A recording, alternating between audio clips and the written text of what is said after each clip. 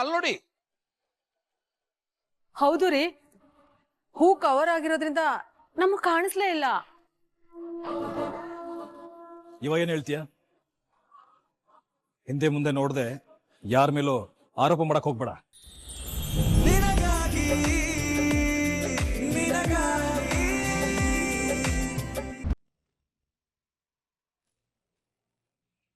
ಅವನನ್ನೇ ಕೇಸಲ್ಲಿ ಫಿಟ್ ಮಾಡಿ ಹೊಳ ಕಳ್ಸೋಣ. ಕಪಿಲ್, ಯಾಕೆ ಮಗನೆ ಬೆಳಿಗ್ಗೆಯಿಂದ ಒಂಥರ ಇದೆಯಾ? ಏನೂ ಇಲ್ಲಮ್ಮ, ನೀನ್ ಹೋಗು. ಯಾಕೋ ಕೋಪ ಮಾಡ್ಕೋತಿದ್ಯಾ? ನಾನು ನಿನ್ ಹೆತ್ತ ತಾಯಿ ಕಣೋ. ನಿನ್ ಮನ್ಸಲ್ಲಿ ಏನೇ ನೋವಿದ್ರು ನನ್ನ ಹತ್ರ ಹೇಳ್ಕೊಳ್ಳೋ. ನಾನು ಅದನ್ನ ದೂರ ಮಾಡೋ ಪ್ರಯತ್ನ ಮಾಡ್ತೀನಿ. ಮಗನೆ, ನನಗಿರೋದು ನೀನೊಬ್ನೇ ಮಗ. ನನ್ನ ಆಲೋಚನೆ ಯಾವಾಗ್ಲೂ ನಿನ್ನ ಸುತ್ತಾನೆ. ನೀನ್ ಚೆನ್ನಾಗಿರ್ಬೇಕು ಅನ್ನೋದೇ ನನ್ನ ಆಸೆ ಕಣೋ. ಏನ್ ನಿನ್ಗೆ ಅದನ್ನಾದ್ರೂ ಹೇಳೋ. ಅಮ್ಮ, ನಾನು ಇಷ್ಟರಲ್ಲೇ ಜೈಲಿಗೆ ಹೋಗ್ತೀನಿ.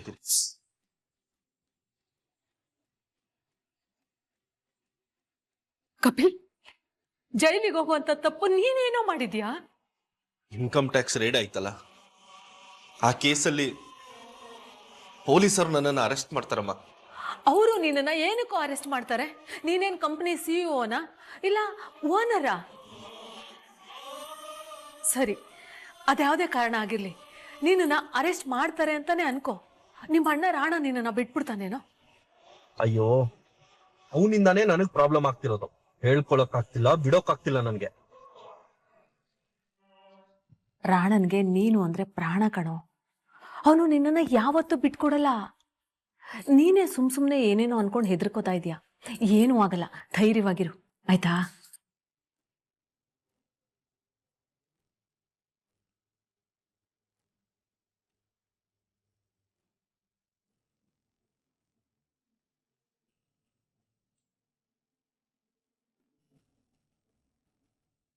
ಏ ಕಪಿ, ಇಲ್ಲೇನೋ ಮಾಡ್ತಿದೀಯಾ?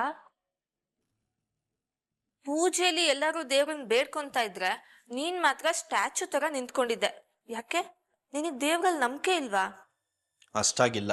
ಅದಕ್ಕೆ ನೀನಿನ್ನು ಮನುಷ್ಯ ಆಗದೆ ಕಪಿಯಾಗೆ ಇರೋದು. ಏ ಗಿಣಿ, ಕೆಣಕ್ ಬೇಡ ನನ್ನನ್ನ. ಕೆಣಕಿದ್ರೆ ಹೋಗಿ ಒಂದ್ ಬಾಟ್ಲು ಫುಲ್ ಕುಡಿದ್ಬಿಡ್ತೀಯಾ? ಗಣೇಶ ಹಬ್ಬ, ನಮ್ಮಕ್ಕ ಅಷ್ಟು ಭಕ್ತಿಯಿಂದ ಪೂಜೆ ಮಾಡ್ತಿದ್ದಾಳೆ. ಹೋಗಿ ದೇವ್ರ ಮುಂದೆ ನಿಂತು ದೇವ್ರೆ ಇನ್ಮೇಲಾದ್ರೂ ಒಳ್ಳೆ ಬುದ್ಧಿ ಕೊಟ್ಟು ಒಳ್ಳೆ ದಾರಿ ನೆಲ್ಸೋ ತರ ಮಾಡಪ್ಪ ಅಂತ ಹೋಗಿ ಬೇಡ್ಕೊ. ಎಲ್ಲ ಒಳ್ಳೇದಾಗತ್ತೆ.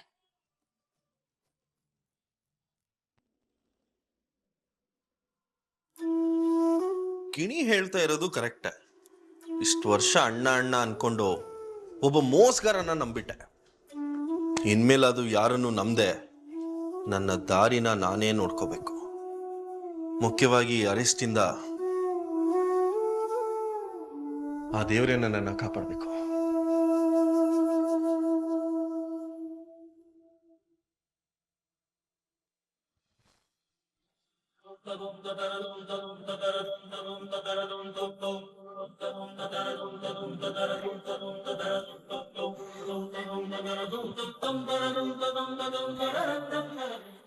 ರಚನಾ ಬಂದ್ಲು.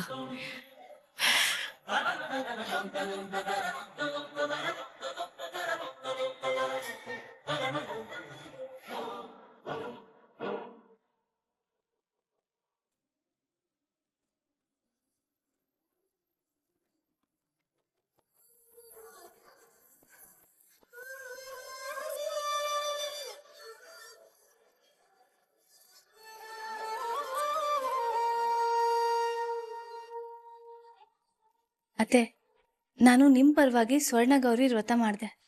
ನಿಮಗೋಸ್ಕರ ಪ್ರಸಾದ ತಂದಿದ್ದೀನಿ, ದಯವಿಟ್ಟು ತಗೋಬೇಕು.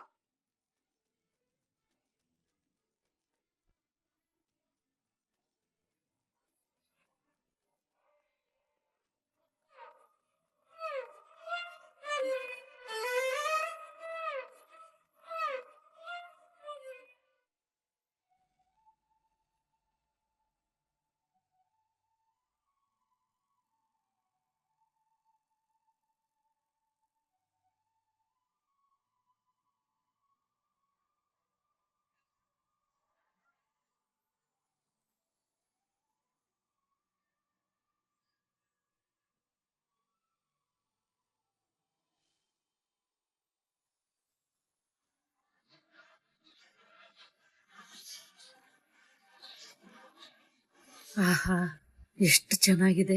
ಇಷ್ಟು ರುಚಿ ಪದಾರ್ಥ ತಿಂದು ಎಷ್ಟು ದಿನ ಆಗಿತ್ತು.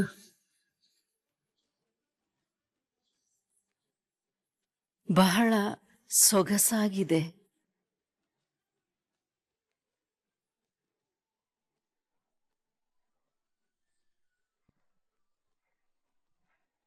ಬಹಳ ಸೊಗಸಾಗಿದೆ.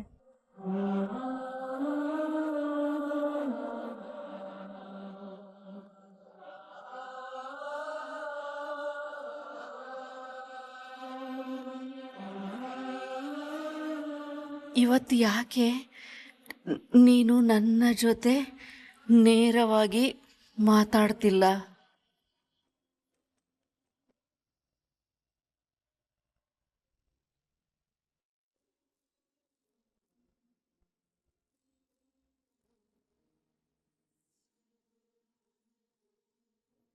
ನಿಮ್ಮ ಮಾವನವರು ಇದ್ದಾಗ ನಾನು ಚಿನ್ನದ ಗಣೇಶನ್ನ ಇಟ್ಟು ಪೂಜೆ ಮಾಡ್ತಿದ್ದೆ. ನಾನು ನಿನಗೆ ಅದನ್ನು ಕೊಡ್ತೀನಿ. ನನ್ನ ಬದಲಿಗೆ ಈ ಸಲ ನೀನು ಪೂಜೆನ ಮಾಡು.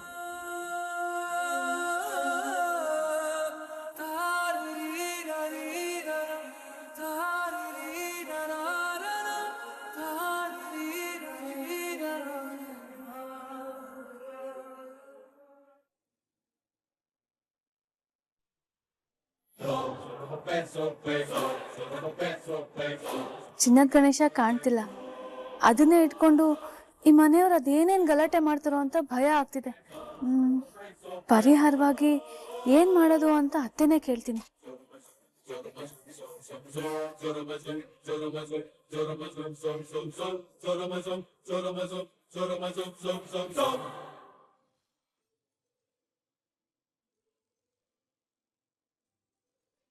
ಇವತ್ ಯಾಕೆ ನೀನ್ ನನ್ ಜೊತೆ ನೇರವಾಗಿ ಮಾತಾಡ್ತಾ ಇಲ್ಲ?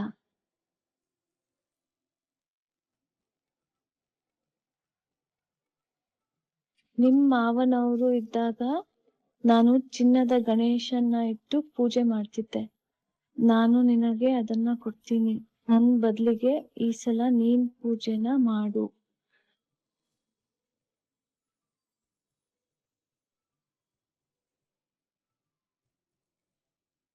ಅತ್ತೆ, ಗಣೇಶನ್ ಕೊಡಿ, ನಾನು ಪೂಜೆ ಮಾಡ್ತೀನಿ.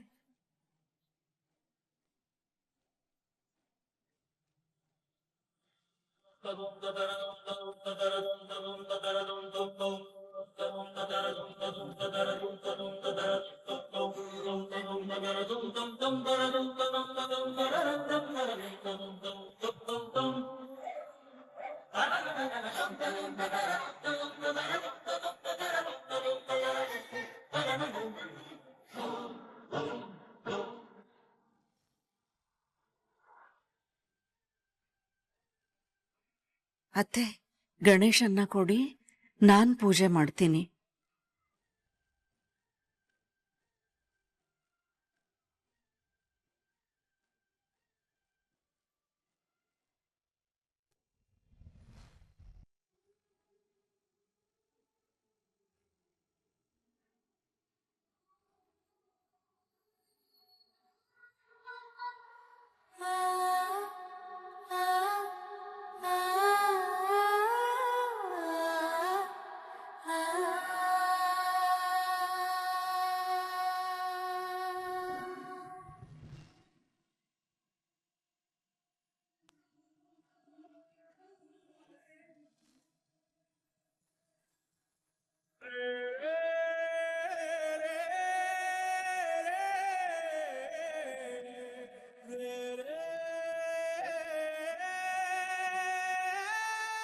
ಎಲ್ಲ ವಿಘ್ನಗಳನ್ನು ದೂರ ಮಾಡೋದಕ್ಕೆ ನಿನ್ನ ವಿಘ್ನನಾಶಕ ಅಂತ ಕರೆಯೋದು.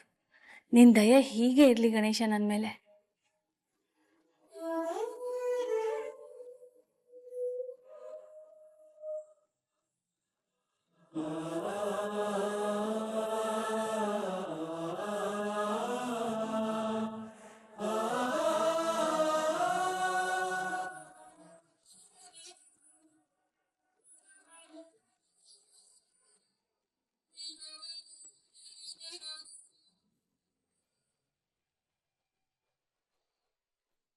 ಅಲ್ಲಿ ನೋಡಿ. ಹೌದು ರೀ, ಹೂ ಕವರ್ ಆಗಿರೋದ್ರಿಂದ ನಮಗ್ ಕಾಣಿಸ್ಲೇ ಇಲ್ಲ. ಇವಾಗ ಏನ್ ಹೇಳ್ತೀಯ? ಹಿಂದೆ ಮುಂದೆ ನೋಡ್ದೆ ಯಾರ ಮೇಲೂ ಆರೋಪ ಮಾಡಕ್ ಹೋಗ್ಬೇಡ. ಹಾಗೆ ನೋಡಿದ್ರೆ ನೀನೆಷ್ಟು ಒಳ್ಳೆಯವನು ಅಂತ ನನಗೆ ಗೊತ್ತಿದೆ. What do you mean? ಸರಿ ಸರಿ ರಾಣ, ಈ ಕಡೆ ಬಾ. ರಚನಾ, ಆ ಗಣೇಶನ ಇಡಮ್ಮ ಅಲ್ಲಿ.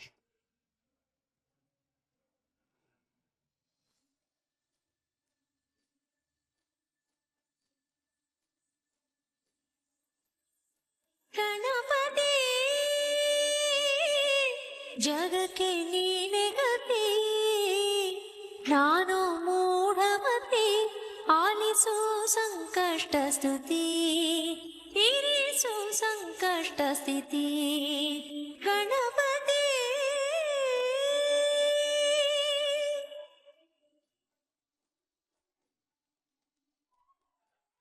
ಎಲ್ರು ಕೂತ್ಕೊಳ್ಳಿ, ಕತೆ ಓದ್ತೀನಿ.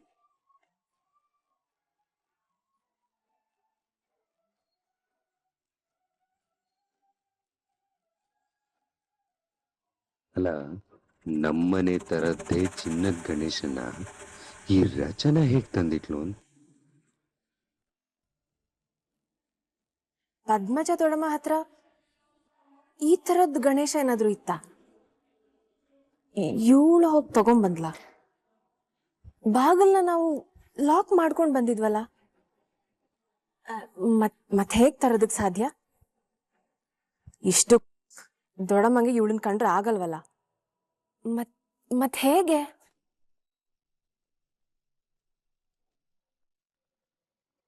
ಇನಿ ಹೇಳ್ದಂಗೆ ದೇವ್ರಿದ್ದಾನೆ, ಅದಕ್ಕೆ ನೋಡು ಬಾಲನ ಕಾಪಾಡ್ಬಿಟ್ಟ. ಇದೇ ತರ ಆ ಇನ್ಕಮ್ ಟ್ಯಾಕ್ಸ್ ಅವರಿಂದ ನನ್ನನ್ನು ಕಾಪಾಡ್ಬಿಡಪ್ಪ.